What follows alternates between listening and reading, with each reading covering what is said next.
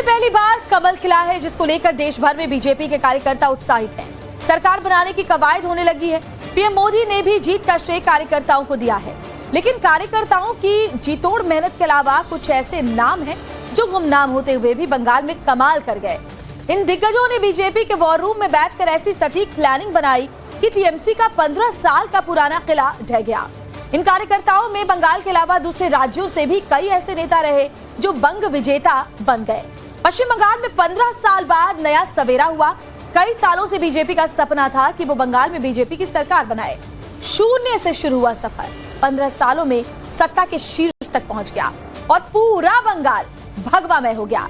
बंगाल की जीत के पीछे एक दो नहीं बल्कि कई ऐसे क्रांतिवीर हैं जिन्होंने बंग भूमि में जीत की कहानी लिखी। और बड़ी खबर आपको बताते हैं, इससे जुड़ी हुई बंगाल विजय के उन तमाम क्रांतिवीरों की बात करेंगे, लेकिन सबसे पहले बड़ी खबर बंगाल की सियासत से जुड़ी हुई। शुभेंदु अधिकारी सीएम पद के सबसे बड़े दावेदार बने हुए हैं। शुभेंदु अधिकारी बन सकते हैं बंगाल के अगले मुख्यमंत्री।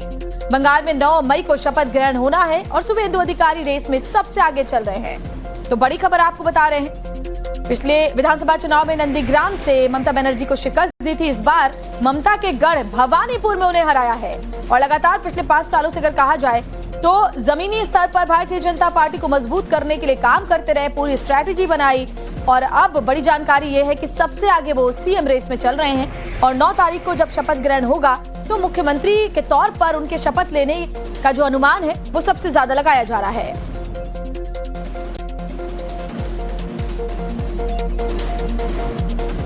और इस बीच एक बड़ी खबर यह है कि शुभेंदु अधिकारी ने राजेंद्र राठौर का आभार जताया है। राजस्थान के दिग्गज नेता है राजेंद्र राठौर। राजेंद्र राठौर ने इस जीत का पथ प्रशस्त किया, वो कह रहे।